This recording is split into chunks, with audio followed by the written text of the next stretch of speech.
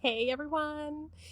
So, just coming on live to talk about how to handle negative energy. This is something that I speak with my clients on a regular basis, and I teach them just quick little tools on how to handle and deal with negative energy, either as it's happening or afterwards or all of the above.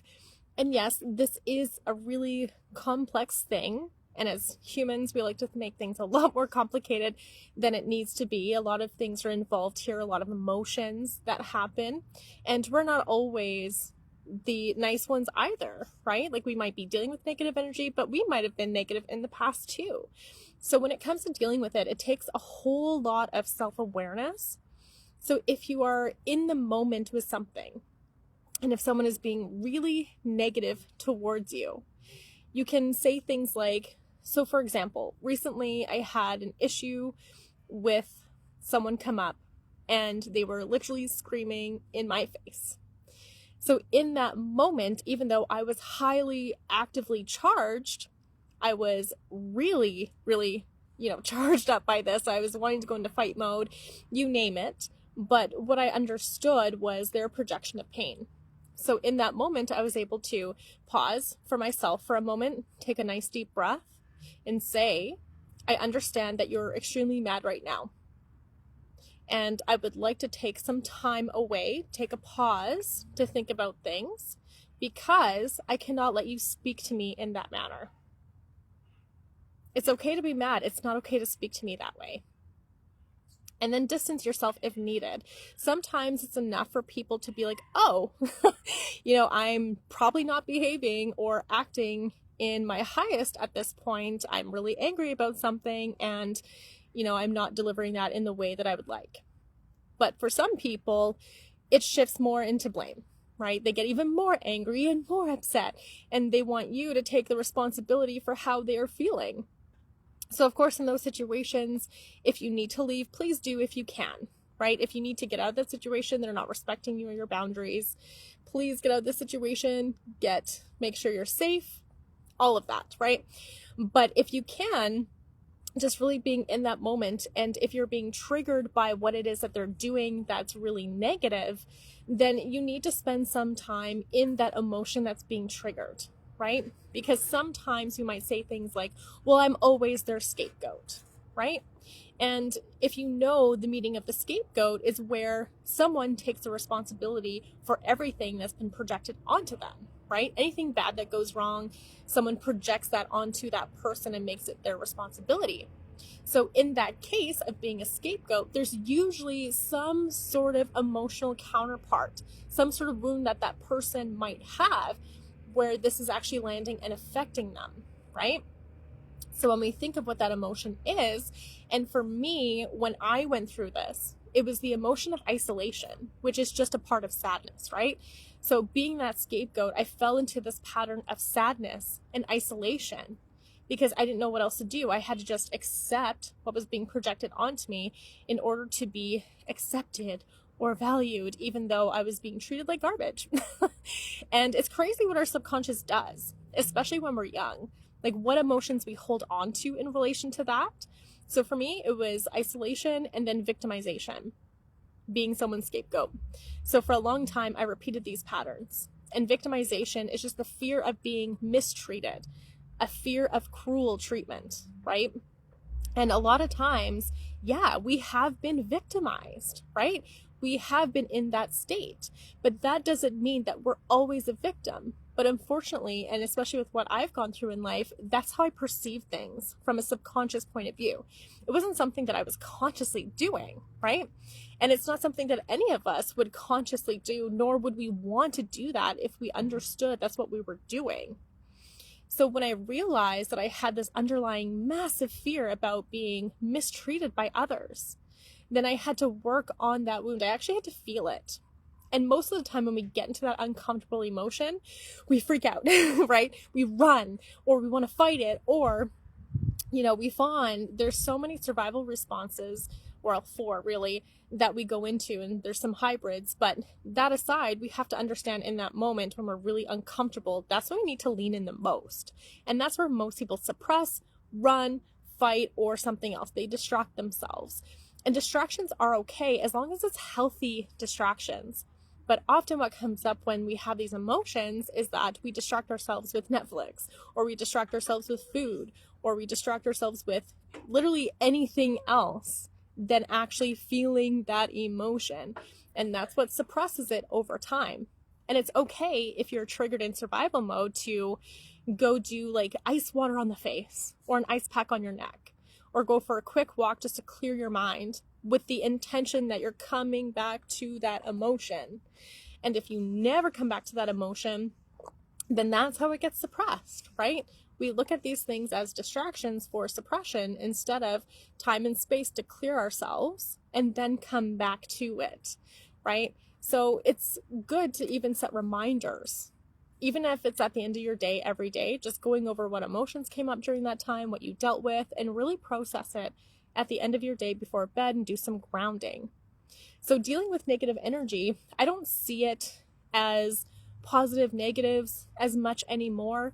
What I see it as, anything that is outside of me that I'm not liking, then it's really showing me something inside of me that also needs to change.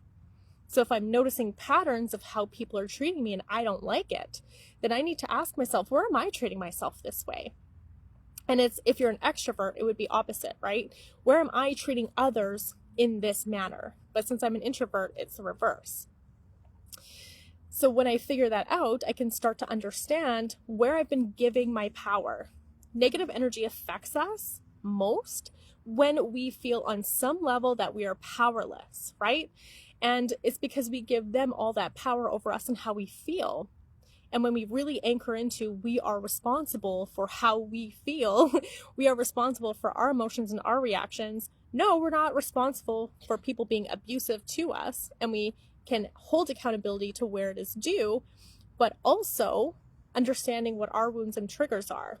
Because once you start to resolve them, you can be in the face of someone trying to project their opinion or belief onto you, and you can just look at them with love and say, not for me, right? That's not for me. That's not okay.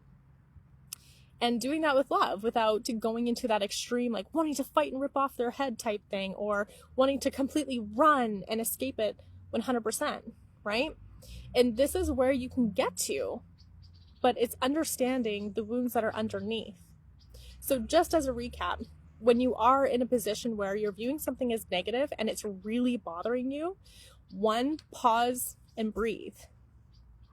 Regulate yourself as needed. But then 2, go into the emotion that you're feeling and where in the body. Give yourself time to actually be in that emotion. It will release, I promise you. Emotions are not going to stay active for the rest of your life in your system when you give them time and space. The longest I've seen an emotion take for me personally has been about a couple hours. When it's at its fullest height, I might have to revisit it a couple of times because there's layers of experience under what I'm working with. But as a general rule, it maybe will take an hour or 2 at the absolute most. It will start to dissipate and you'll feel that, right? But feel the emotion, and then afterwards, if you want to go into the logically processing and understanding why this has happened and your earliest memories of this occurring and working with that, then you absolutely can. But I encourage you that when you're dealing with your emotions at first, don't go into logically processing them in the moment, because that's another distraction, a sneaky one, but it is. We can logically think our way out of anything, but not of feeling our emotions, okay? So wait till after you felt it and it's dissipated for you to go through that cycle of understanding where it's coming from, understanding why, those sorts of things. The third thing would be to set boundaries. Once you've worked on that, you can say things like, in that situation where I was being screamed at in my face, I could say, it's fine if you're angry about something. It is completely fine if you're angry at me. But you cannot speak to me in that way.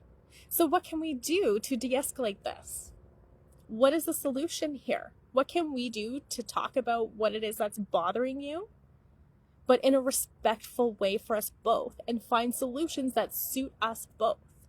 This is a part of boundary work. And I've been talking about this for years with my clients on speaking this way. It's also called nonviolent communication.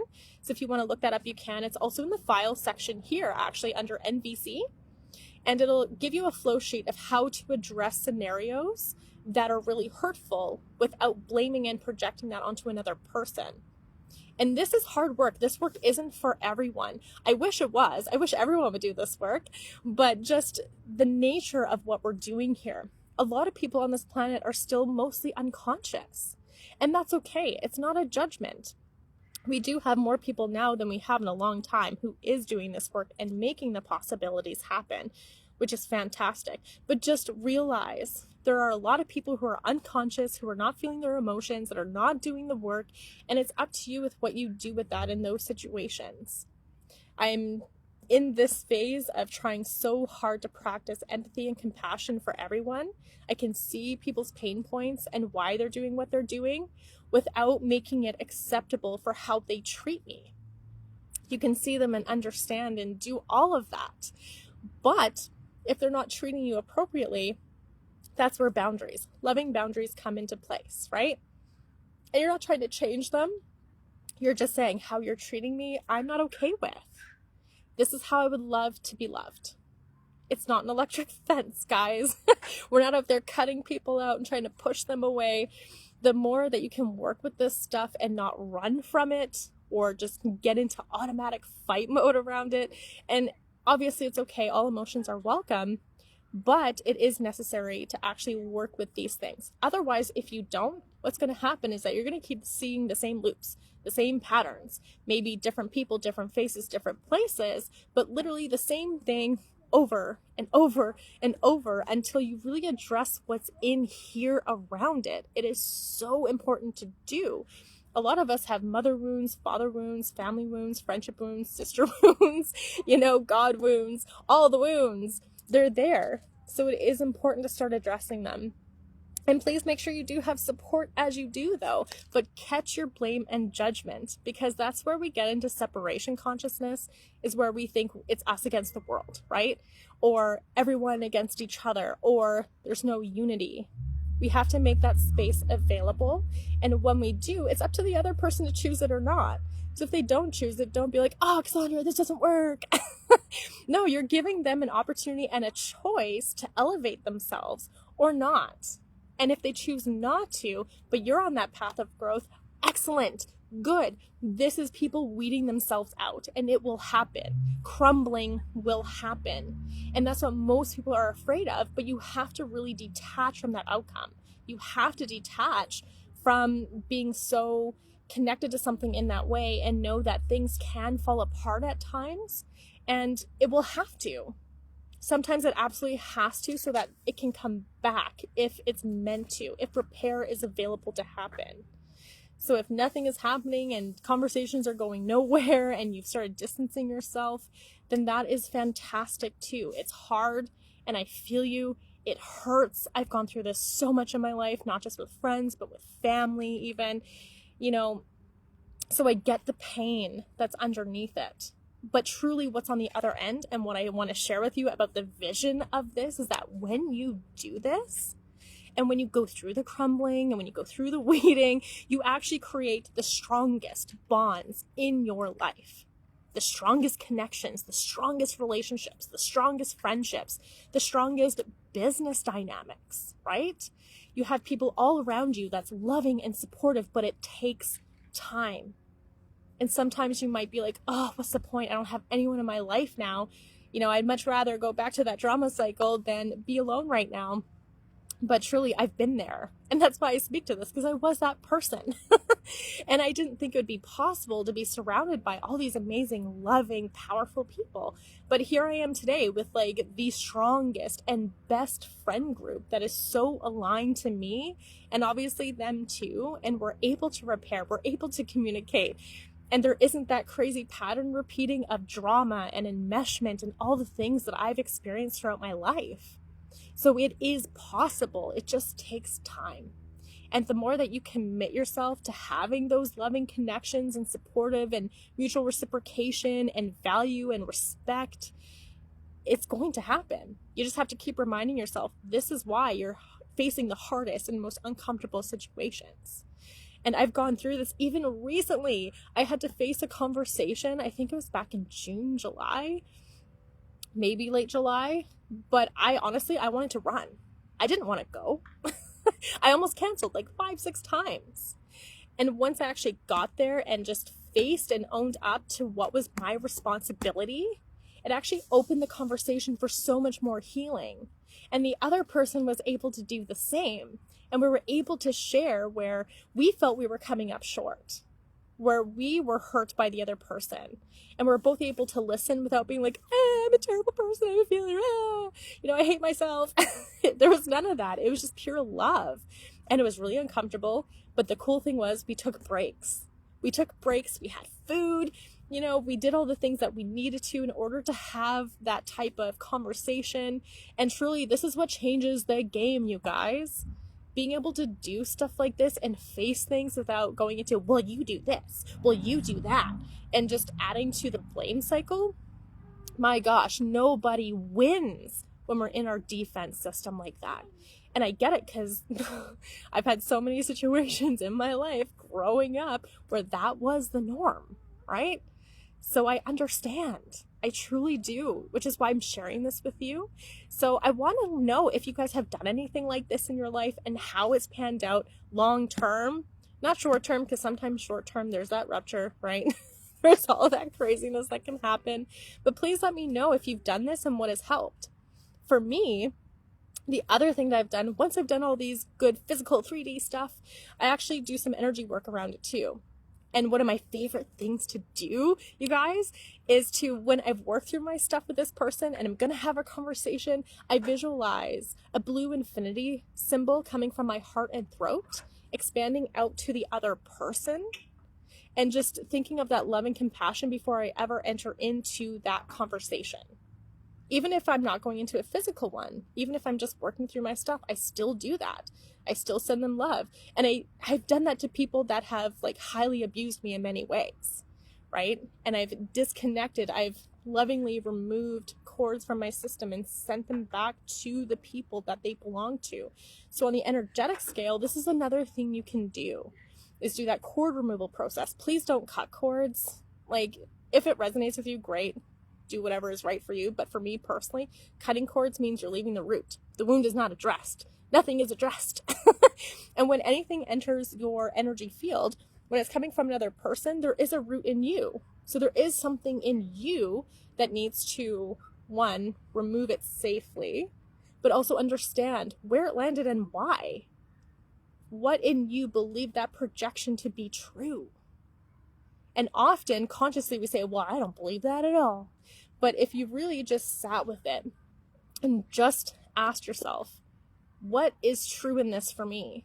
We have the emotions, but there might also be a little belief in there too, right? Around not being good enough, around having to be the good partner, the good daughter, the good son, the good husband, right? So in that, we abandon ourselves. So it's really important to understand removing those cords with love, sending them back. Okay? So important. So thank you for joining on this. And if you have any questions about it, please let me know. But add in the comments what you've done that have worked for you. If there's other styles that have been great, I would love for everyone to hear it, because it's so important when we come together to figure it out. And I love the energetics. So if you would like some assistance in the energetics, let me know. But I also have my cord removal technique as well if you're ever interested, and that is $30, and it's about an hour of your time, and it's something you have lifetime access to, and it shows you how to do that. But also remember that with other people projecting and you removing stuff, you've also projected onto people in your life too, okay? None of us have come unscathed in this life. So remember, as you're removing cords, maybe to unplug the cords that you've sent out as well, right? And it's all just beautiful learning. I know it's really hard and it might sound like, wow, you're naive. But trust me, I've been abused, I've been stalked, I've been so many things, and I'm still, sorry, there's a plane. There's a plane, if you can hear it. It's distracting for me. But I've been through all of these things just to come around the other side, right? And I know people are in pain. And that's why I try to send as much love as I can while also taking care of me and my mental health and not making it a blame thing. Just knowing like, hey, this is not my value. This is not my thing, and I am not accepting it. So if we can't work through it, okay, what is going on with that plane? Sorry, guys. So hopefully this is valuable to you. Hopefully you've learned something. If so, drop what you've learned in the comments. Always love to hear from you guys and your perspectives. And if you have questions, then absolutely I'll do a live on all of your questions and address them all too, because this is my favorite thing to talk about, because I've been in so many negative scenarios in my life, so many negative circles, so much drama, so much chaos. So I get what it's like to have to transmute and alchemize that. It's not for the faint of heart. Trust me, it takes so much courage. So if you're here doing it, oh my God, I love you so much for being here and for being so brave and so courageous. I know at times it'll feel like, I don't want to do this anymore. I don't want to be here. I get it. I've been there many times over. But you're here and you're doing it with so much courage, so much bravery. So allow that to come to the surface and to keep guiding you towards your ultimate goal. Okay, it was so fun chatting with you guys. I love you all. And we'll chat again soon.